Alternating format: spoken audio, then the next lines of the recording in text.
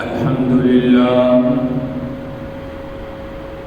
لله وكفى سلام على عباده الذين اصطفى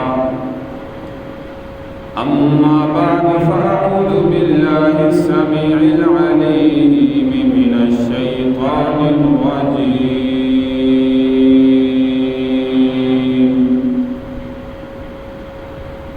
بسم الله وباسم عرش كتاب الله الرحمن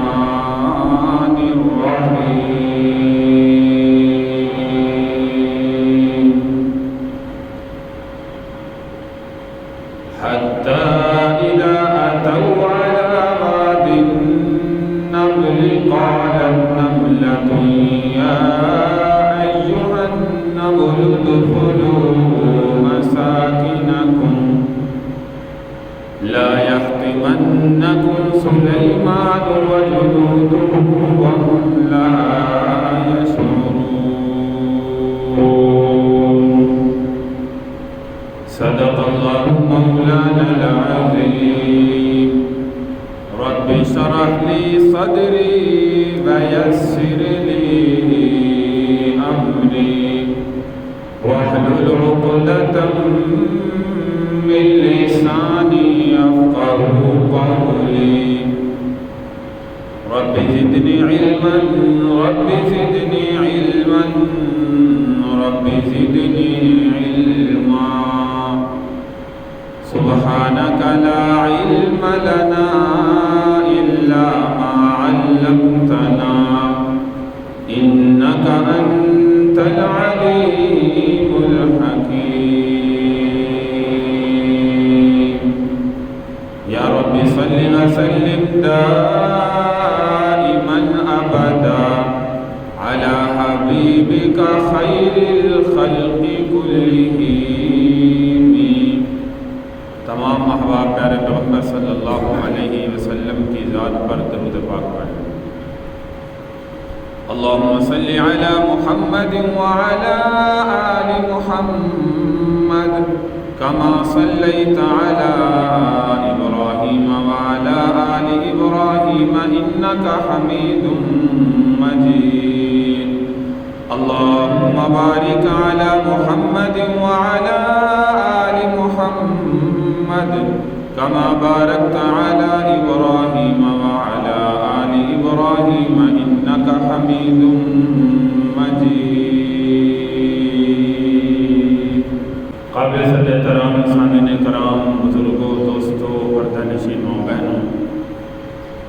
شوال المکرم کا مہینہ آخری لمحات کے اندر ہے حج کے مہینے چل رہے ہیں جن کو اشہر حج کہا جاتا ہے اور حج ایک ایسی عبادت ہے اللہ تبارک و تعالی ہر ایک مسلمان کو زندگی میں بار بار حج کی سعادت کی توفیق عطا فرمائے یہ ایک ایسی عبادت ہے جو زندگی کے اندر مسلمان جس پر حج فرض ہو چکا ہو مسلمان حج کے ارکان ادا کرتا ہے اللہ تبارک و تعالی توفیق عطا فرماتا ہے تو یاد رکھیے پیارے پیغمبر صلی اللہ علیہ وسلم نے حدیث مبارکہ میں فرمایا کہ ایسا مسلمان جو حج کے ارکان ادا کرتا ہے اس میں تمام تر چیزوں کا خیال کرتا ہے فرمایا اللہ تبارک و تعالی اس کے تمام تر گناہوں کو ایسے دھو دیتے ہیں جیسے ایک معصوم بچہ ماں کے پیٹ سے پیدا ہوتا ہے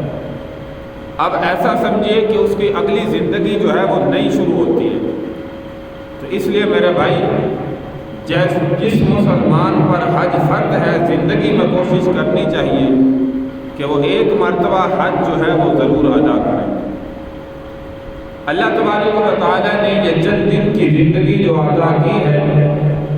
اس زندگی کے اندر دارالامتحان کے اندر خالق کائنات مسلمانوں کو دیکھنا چاہتے ہیں پرکھنا چاہتے ہیں کہ یہ مسلمان بندہ اس دنیا کے اندر جو ہے وہ کیسی زندگی اختیار کرتا ہے، اس دنیا کے اندر کیسی کی زندگی کو چھوڑ کر ہر ایک انسان نے، چاہے وہ کافر ہے، چاہے مسلمان ہے، کسی بھی فرقے سے، کسی بھی مذہب سے تعلق رکھنے والا ہے، چاہے وہ اللہ کو مانتا ہے یا نہیں مانتا، یاد رکھیے اس نے اللہ کے دربار میں جو ہے وہ ضرور حاضر ہوگا،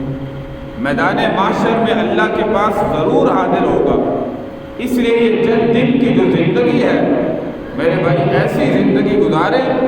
کہ دنیا کے اندر جو ہے وہ چلتے پھرتے ہم سے اللہ کی ذات جو ہے وہ راضی ہو۔ ایسے اعمال و افعال زندگی میں نہ اپنائیں کہ اللہ تبارک و تعالیٰ جو ہے وہ ہم سے ناراض ہو، اور جب اللہ کے دربار میں پہنچے اس وقت بھی اللہ کی طرف سے میرے بھائی جو ہے وہ ناراضگی ہو۔ ایسے افعال و اعمال سے اپنے آپ کو بچانے کی کوشش کریں۔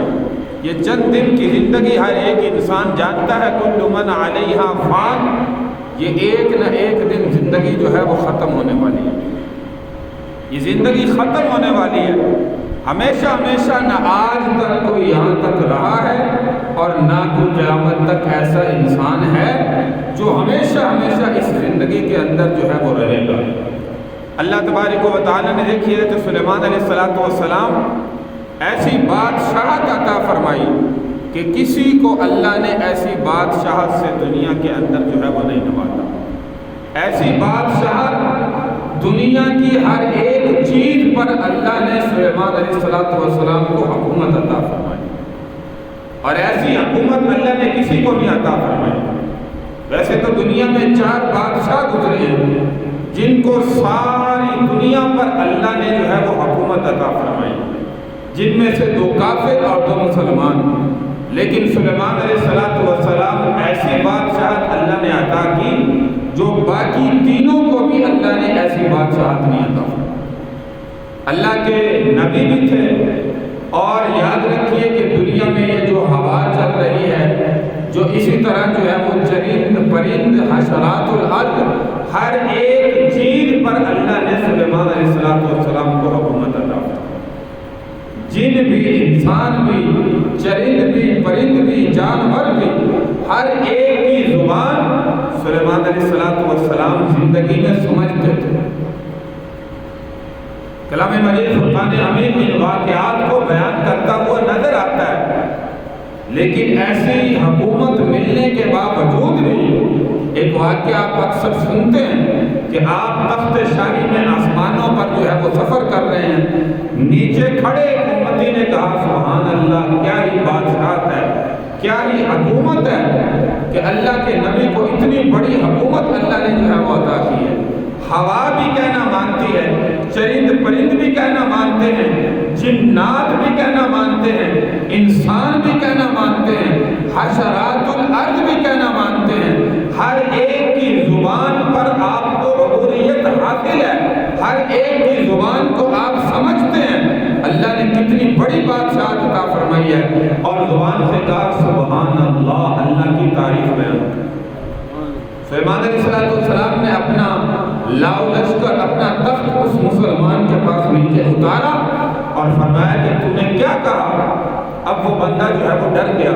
کہ شاید مجھ سے تو گستاخی ہو گئی ہے، مجھے کوئی سزا نہ ملے، سزا نہ دی جائے۔ تو سلیمان علیہ السلام نے فرمایا گھبراؤ نہیں، میں کوئی سزا دینے کے لیے تمہیں نیچے نہیں اترا، تم نے کیا کہا؟ امتی نے کہا کہ اللہ کے نبی میں نے تو کہا کہ سبحان اللہ، کیا ہی بادشاہت ہے، تخت پر جو ہے وہ آپ سیر کر رہے ہیں، ہوا بھی کہنا مانتی ہے، ہر ایک کی زبان آپ سمجھتے ہیں، اللہ نے کتنی بڑی بادشاہت عطا فرمائی۔ فرمایا میرے امتی، میری یہ بادشاہت میری زندگی تک محدود ہے، میری زندگی ختم، بادشاہت ختم، لیکن جو تم نے زبان سے ایک مرتبہ سبحان اللہ کہا ہے، یہ میری بادشاہت سے کہیں زیادہ جو ہے اس کا اجر و ثواب ہے۔ فرمایا یہ کبھی ختم نہیں ہوگا، لیکن میری بادشاہت ایک دن ختم ہو جائے گی۔ تو میرے بھائی آیت مبارکہ سورۃ النمل کی آپ کے سامنے جو ہے وہ تلاوت کی ہے۔ الہ العالمین نے اعلان فرمایا حتی اذا اتوا علی واد النمل قالت نملۃ یا ایھا النمل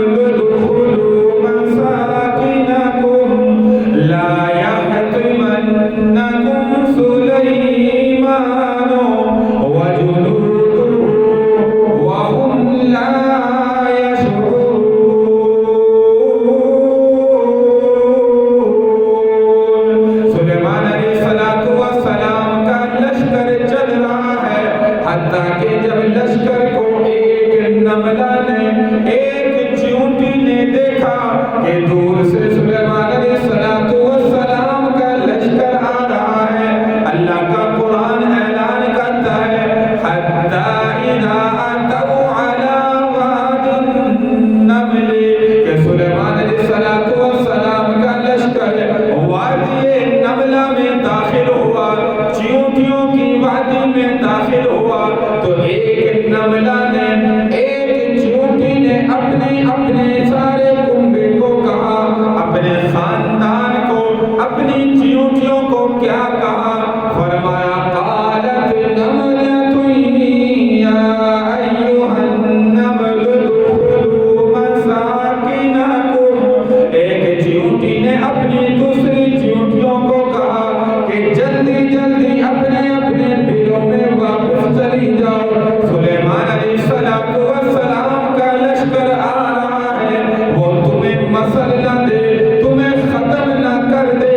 یہاں پہ سوال ہوتا ہے، ایک اللہ کا نبی جس کی ہر چیز پر حکومت ہے، ہر چیز پر اللہ نے حکومت عطا فرمائی، ایک چھوٹی سی چیونٹی کو کیوں مسلے گا؟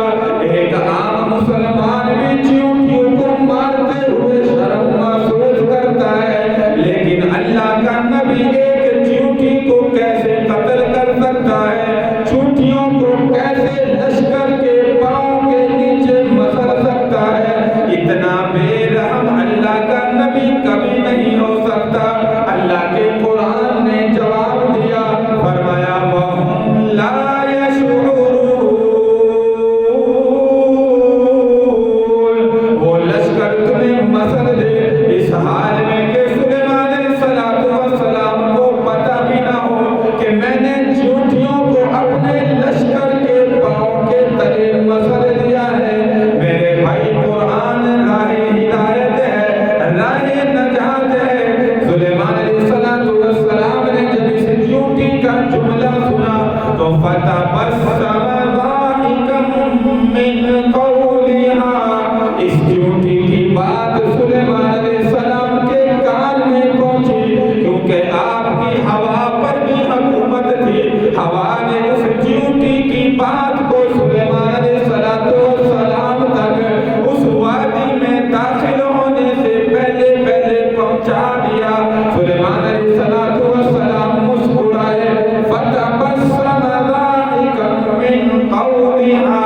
اس چیونٹی کی بات کو مسکرائے، آپ نے تبسم فرمایا اور فرمایا وقال رب اوزعنی ان اشکر نعمتک التي انعمت علی وعلی والدی وان اعمل صالحا، اے اللہ تیری ذات کا بڑا شکر ہے، تو نے مجھ پر بھی بڑے انعام و اکرام عطا فرمائے، میرے والدین کو بھی اکرام و انعامات سے نوازا، اے اللہ تیری ذات کا بڑا شکر ہے، اے اللہ مجھے ایسا بنا کہ میں تیری ذات کا شکر ساری زندگی کرتا رہوں، تیری ذات کا شکر ادا کرتا رہوں۔ میرے بھائی اللہ کلام مجید میں ایک اور جگہ ارشاد فرماتے ہیں اے دنیا کے لوگوں، اے کائنات کے انسانوں، لَإِن شَكَرْتُمْ لَأَزِيدَنَّكُمْ وَلَئِن كَفَرْتُمْ إِنَّ عَذَابِي لَشَدِيدٌ۔ دنیا میں جو بندہ اللہ کی نعمتوں کا شکر ادا کرتا ہے، اللہ دنیا میں مزید نعمتوں سے اس مسلمان کو نواز دیتا ہے، لیکن اگر اللہ کی نعمتوں کا شکر ادا نہیں کرتا، اللہ کی نافرمانی کرتا ہے، یاد رکھو اللہ کا عذاب بڑا سخت ہے۔ اس لیے ہر حال میں جتنا ہو سکے اپنے اللہ کی دی ہوئی نعمتوں کا دنیا میں شکر ادا کرنے والے بنیں۔ اللہ بار بار اپنی نعمتوں کا شکر ادا کرنے والا بنائے۔ یہاں سے اگلی آیت مبارکہ کے اندر بھی اللہ نے ایک پرندے کی اعلان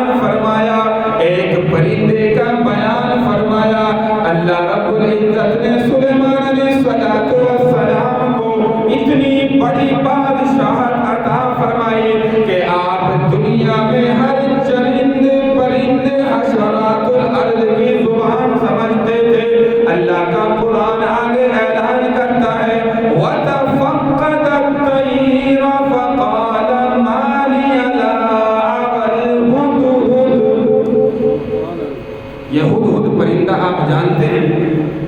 دیکھا بھی ہوگا، ایسا عظیم پرندہ کہ اللہ نے اس کا تذکرہ اپنی کلام مجید فرقان حمید کے اندر کی۔ ایک لشکر سلیمان علیہ السلام کا سفر پر جا رہا تھا، ایک جگہ پر قیام کیا تو لشکر کے اندر سلیمان علیہ السلام نے دیکھا کہ ہدہد پرندہ جو ہے وہ غائب ہے۔ اور یاد رکھیے یہ ہدہد پرندے پر اللہ کے نبی کی نظر کیوں گئی، باقی پرندوں پر کیوں نہیں گئی؟ تو اس میں بھی ایک حکمت ہے کہ ہدہد پرندہ سلیمان علیہ السلام نے ایک مرتبہ پوچھا، کوا ہمارا دنیا میں عام ایک جو ہے وہ پرندہ جو حرام ہے،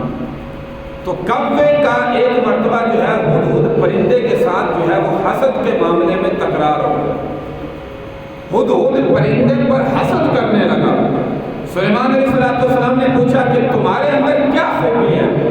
تو ہدہد نے جواب دیا کہ اے اللہ کے نبی، اللہ نے مجھے یہ صلاحیت عطا فرمائی ہے کہ خشک زمین پر جب میں دیکھتا ہوں کہ اس کے نیچے کتنی گہرائی تک پانی ہے، اللہ نے مجھے صلاحیت عطا فرمائی ہے، مجھے پتہ چل جاتا ہے اس زمین پر اتنا نیچے پانی ہے، اس زمین پر اتنا نیچے پانی ہے۔ خدا داد صلاحیت اللہ نے میرے اندر پیدا کی۔ تو سلیمان علیہ السلام نے فرمایا کہ میں اکثر سفر پر رہتا ہوں، لہذا آج کے بعد تو میرا خاص پرندہ ہے،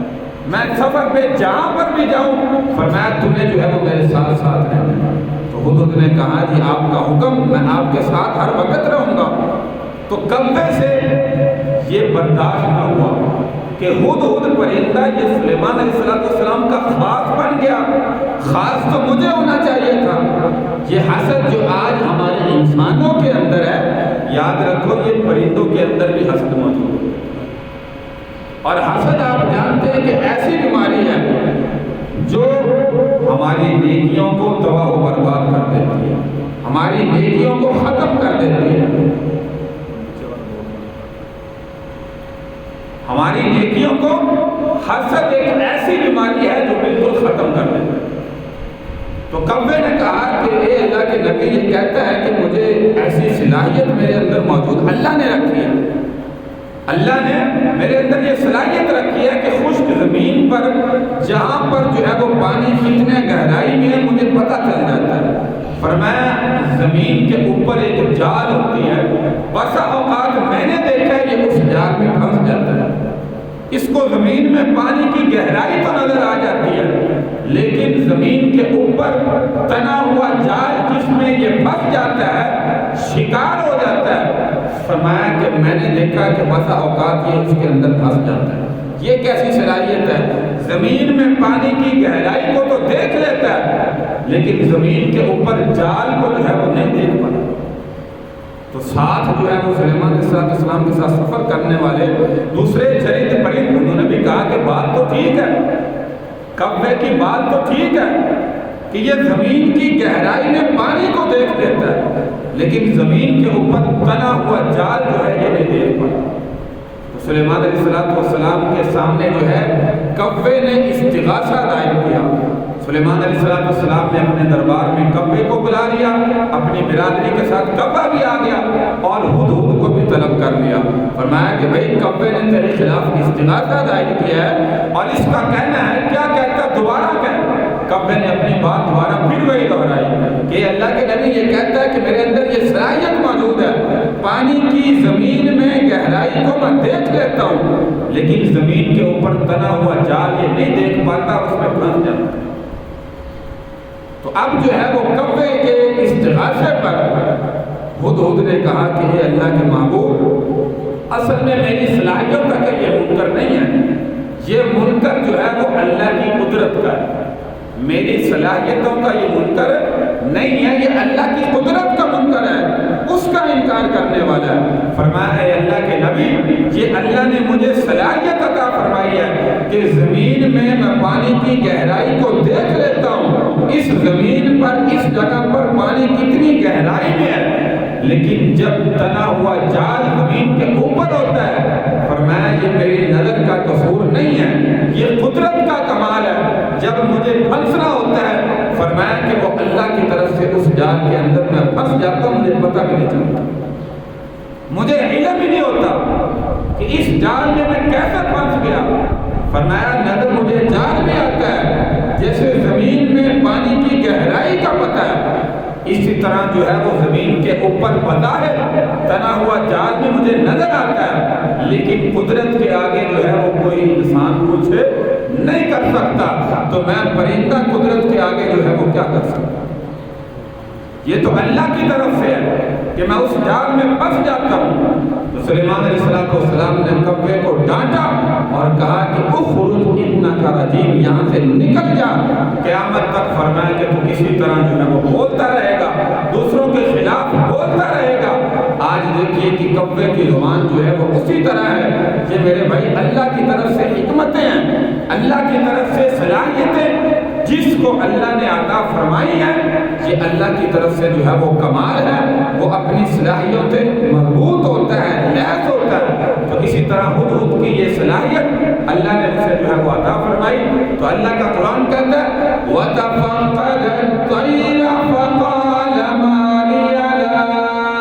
أَرَى الْهُدْهُدَ أَمْ كَانَ مِنَ